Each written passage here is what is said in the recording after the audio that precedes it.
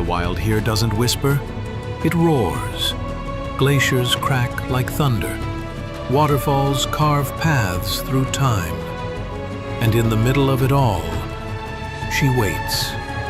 Motor yacht Unbridled. A sanctuary of warmth and refinement in the heart of Alaska's untamed frontier. Bears wander the shoreline. Whales breach on the horizon. Seals nap on drifting ice while you sip champagne on the aft deck. This isn't a cruise, it's a calling, and only the bold will answer. Now booking your next unforgettable charter, yachtunbridled.com or through your preferred charter broker. Fred, welcome. My name's Liam Devlin, Motor Yacht Unbridled at 191 Trinity. We're on the back deck here at a beautiful Baranof Warm Springs, and I've got the honour of sunbaking, taking a moment with beautiful Mr. Dr. Fred Sharpe. Welcome aboard Motor Yacht Unbridled. Thanks, Liam. A couple of times now you've been with us. Yeah, it feels like coming home. It is. Oh, it feels like you're coming home. When you bring the hat on, I'm like, oh, we've been here. And what's your highlight of the area, Baranof Warm Springs? Just the raw beauty. Today we have sunshine in the cloud forest, which is always nice. Honestly, my hat too. Whales out front. We saw a lot of whales today, didn't we? The great year for primary productivity of the oceans. It's brought in lots of animals, as you got to celebrate this morning. You said there's a lot of biomass. What does that mean for our audience out there? It means that the food chain is at peak capacity. It means like we have lots of primary productivity, upwelling, cold, nutrient-rich waters. We've got lots of the phytoplanktons are growing fast. So it starts with phytoplankton. Phytoplankton that brings in the zooplankton, the krill. Okay. And that's what they were feeding off here, the krill, correct? That's right. Yeah, absolutely. That's probably one of their main dietary things is the shrimp-like crustaceans. Yeah. And the salmon eat the krill. Salmon eat the krill, and then we eat the salmon. We eat the salmon, definitely those beautiful sockeyes. They're all vegetarians. They only eat the krill and that beautiful red oily meat. Yeah, and what's the best stage of the salmon for you? I mean, obviously once they start turning and metamorphizing, they kind of change. Yeah, they do. Flavor. So it happens quickly, does it? It does happen quickly. Yeah, it's pretty fast once they hit the fresh water and they get that kind of metabolic shift. Yeah. And then after that week, do they have to wait till they go up a river, or they just naturally die? It really depends on the conditions of the stream. And if it's good passageway and they feel like they're ready to go, no sense hanging around the river mouth where there's lots of predators. Yeah. Get up there and the getting's good. We might tell our audience we've got a golf event happening here, the Stewardesses 2025 golf tournament at the moment. Getting some much-needed vitamin D, isn't it, Zara? Some much-needed vitamin D. Anyway, talking about vitamin D, it's actually a lot drier this season. Would you say that in Alaska? I would say the past 10 days, 2 weeks have been wonderfully dry. Yeah, I've seen a lot of the waterfalls have been a little bit smaller than last time. Before that, they were we had 110 inches of rain since January 1st. So it was a really wet 110 spring. 110 inches. And now we're kind of back down to, we had a little high pressure coming in. Yeah. Some of that wonderful clockwise rotation, which dries it up beautifully. Yeah. It's hard for our audience to really kind of see this because around us is like 1,000, probably 3,000 foot mountains that are ice capped. And in Red Bluff, you've been here for how many years? 15 years? My first summer here was 1987. Okay, so Baranof Warm Springs and Red Bluff is a little bit further south. Yeah. It's a long time. You must love it. It's been, I just can't stop coming back, and the whales would miss me if I didn't. I think so. Well, we didn't see many whales for the first couple of days of this trip, and all of a sudden it was, what was it, waterfalls, whales, and warm springs, and Fred Sharpe shows up, and then they started to dance. They started to wave their pectoral fins.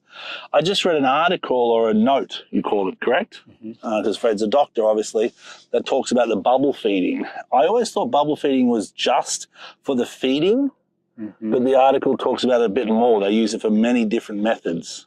Yeah, bubbles appear to be a general tool that they can use for communication. In Hawaii, when these whales go to Hawaii and the males are duking it out to get in the primary escort position near a female, they'll use bubbles curtains and they'll use big bubble bursts. To distract. So just kind of like as foils to show who's the top dog. And this is quite new. I mean, I'm sure you have known about it for a decade, I'm sure. But in terms of the society, like I'm sure many people don't know that. Yeah, it's a form of communication that terrestrial mammals, we don't really, bubbles, something coming, visualizing breath. Yeah, And absolutely. bubbles are a great all-purpose tool because they make a lot of noise. They're very mechanically, you're sitting in a jacuzzi. Yeah, yeah. And they have... I'm sure it's a vibration associated.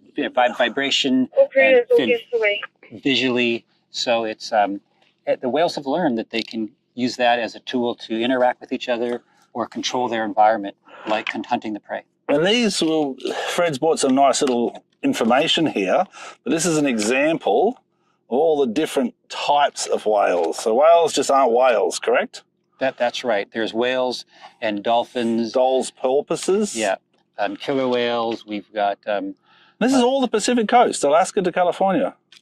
Yeah, we live in such abundance here. Yeah, we're very blessed. And with all the protections that have been going on with the Marine Mammal Protection Act, Endangered Species Act, a lot of them are showing signs of recovery. That's amazing. And based on the salmon industry, or what's the driving force?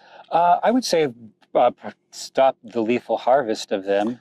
Back, as we did before the oil boom, we were using... Of the whales themselves. Whales were products. The baleen was kind of like the plastics. Yeah. And lots of oils for illuminants and for lubricants for machinery. The great whales kind of kicked off the Industrial Revolution. Yeah. And then when we realized that whales have a lot more value to us personally and spiritually, and also ecologically, they're very important and they're beautiful beings in their own right, we stopped whaling intensively probably in the 1960s. 1960s and 70s. And since then, many populations of the animals, like the gray whale and the humpback whale, Santa Barbara blues, are also recovered. Oh, wow. Our planet still has a lot of food and resiliency, and hats off the survival intelligence of these mammals to recover, still in the face of ship strikes and nets and gear. Absolutely. And acoustic disturbance in the oceans. So going forward, it's positive. We're having restrictions, we're having global awareness, we're having a lot of people. In terms of the spirituality of the whale, because I have this thing, and it might sound a bit out there, that you can connect with animals in all different aspects. You can connect with nature and sentient beings. Whales and mammals themselves, obviously, and things like turtles, we seem to have more of a connection with those bigger kind of mammals and marine life. Yeah. Why do you think it's real? Do you think it's in a cause, or? I think probably a lot of it's perception. Yeah. I think if you take the time for birds and even the chipmunks and some of the most sophisticated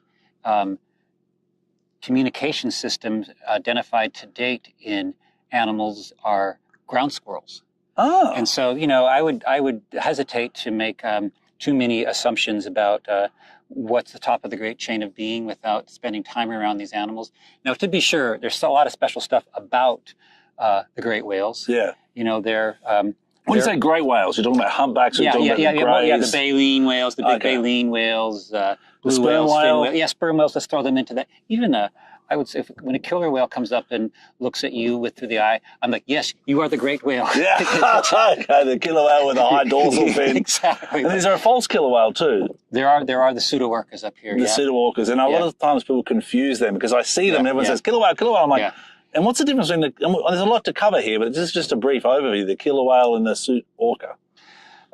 Size. The size is one, and there's something about that ominous eye patch on the killer whale that commands respect, and the tall dorsal fin. The tall dorsal fin are things that stands out as like, okay, you now own the waterway. And they travel in very specific cultural clans or groups that tend to have very specialized dietary choices. The transients like the marine mammals, the residents go more for the fish. Yeah. There's offshores that go for squid, or they really like those basking shark livers, I hear. Oh, really? So, that might be nice myself, actually. I could enjoy that.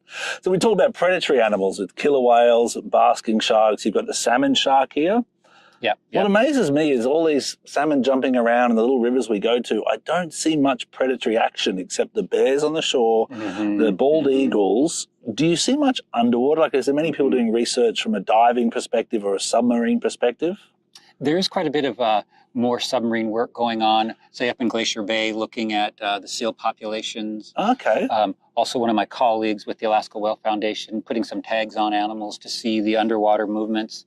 But I have to agree with you that you look around and you can see on the sonar there's a abundant prey down there, and stacked 5 meters thick. Yeah, it's almost like a false bottom. Yeah. Where's all the predators? Where's all the sea lions and diving seabirds? And exactly. So right now, for seabirds, they have very specific nesting requirements, and they'll go to where there's lots of islands, sort of protected islands, and so that's where a lot of the seabirds are right now. Yeah. The little marbled murrelets is probably the most common seabird that we have up here, and you'll see them pop up with a fish. So they're and they're from a puffin.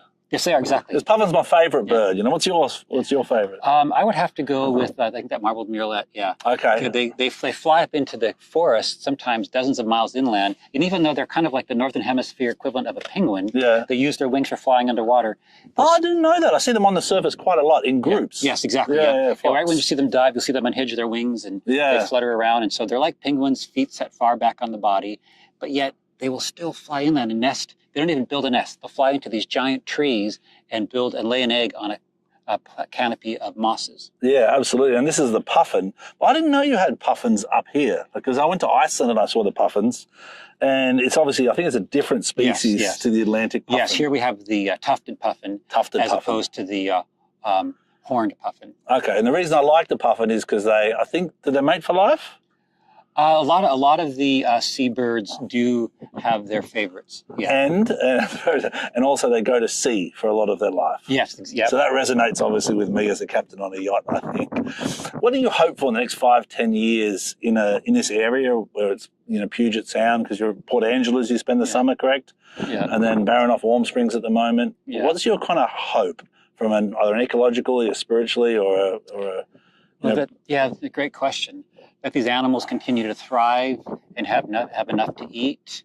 And there used to be a lot of fin whales in these waters too. Really? That were harvested. Probably 50-50 fin whales and humpback whales. So we're looking very much forward to, they're starting to move in along the inside passage, fin whales showing some steady, slow recovery. Yeah. Also, of course, the North Pacific right whale, they're only down to 30 individuals. So 30 individuals in the whole North Pacific. Isn't that crazy? Yeah. And how do we identify them? Obviously, we talk about flukes and diving and the tail. Yeah, there's like the characteristics of the spout, with the habitat they're in, characteristics of the spout, how they dive, whether you see their tails, how long they are. And if you drop in the hydrophone, it's like, woo, there's lots of indicators there. The noise as well. Yeah. If we drop a hydrophone here, what will you hear? Here we would probably hear seals underwater. Seals they have some mating sounds that they give. Killer whales that swim by the mouth, they'll spray the inlet with echolocation, interrogation, trying to catch a seal off guard. Yeah, exactly. Humpbacks that swim through, you get occasional grunts and feeding calls when they're hunting their prey. And you can hear the sounds of the rainfall pittering on the surface. So there's lots of beautiful sounds. Yeah, it is. It's a special world underwater. That's where I came from. I came from the age of 13 or 14, just diving and fishing on the east coast of Australia. And here there doesn't seem to be much diving. I know the water's cold, but it's only we tested it the other day, it was like 15 degrees Celsius. Yeah, so with a little bit of protection, a dry suit or a wetsuit. Do you seem very common to many of these charter programs? Yes, it is uncommon. There is some out here that offer that.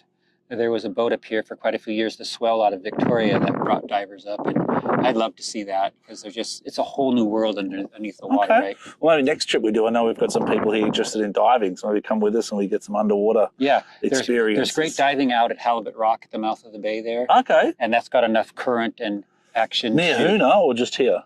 Oh, right here at the mouth of the bay. It's Halibut Island over there, Halibut Rock. Yeah. And then there's also the base of the little tidal waterfall there, where there's just it's not a salt pond. Yeah, the salt pond brings in. There has beautiful substrate, high diversity. Good, isn't because it? Sea cucumbers you talked about, sea urchins you talked about. The waterfall provides a lot of aeration and nutrients from the land. So there's a few little hot spots that. And can you dive in with the high tide? It's a bit shallow, I guess, isn't it? But there's a lot of drop-offs. Like I see a lot of wall structures around here that I'd love to go underwater. Wall structures. And of course, the Dungeness crab and the different crab species. And depending on how much sunshine there is, sunshine allows for more light penetration into the water so you can see, but it also triggers the green plants, the phytoplankton, so it gets more turbid. So just poke around and just keep your eyes out. And we've had some great drone footage, and I look at the drone footage, and I look at the water, and it's crystal clear. Yeah. And I'm shocked. And then some other bays, like now, it's a little green at the moment, I think. Yeah. We are quite deep, though, anyway. Yeah. There's some of that beautiful glacial meltwater that brings in up in the lakes. longevity and vitality. Oh, we need that. We need that. Well, I think we're starting with getting some vitamin D. Yes. Fred. We're starting with enjoying a lovely lunch on board Unbridled. And then you're going to go home to your house in Baranoff Warm Springs. Roger and that. This is your summer. Yeah. Well, I'll see you in about a week, I think, a week or two. Oh, wonderful. And thank you very much for coming on Unbridled. yeah. Anything else? How can people get a hold of you, Fred? You can find us through the Whale SETI webpage. That's through UC Davis Veterinary Medicine.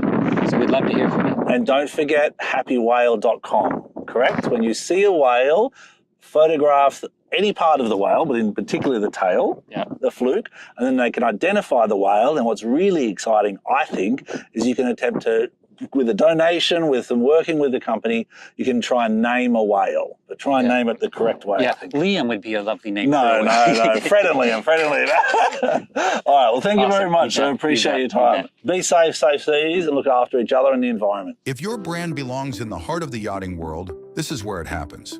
Yachting International Radio reaches over 1 million yachting professionals and enthusiasts every month, with 77 million impressions, 220,000 social followers, and 74,000 podcast subscribers.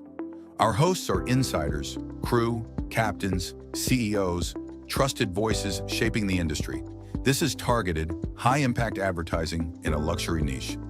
Visit yachtinginternationalradio.com/advertise. Your audience is already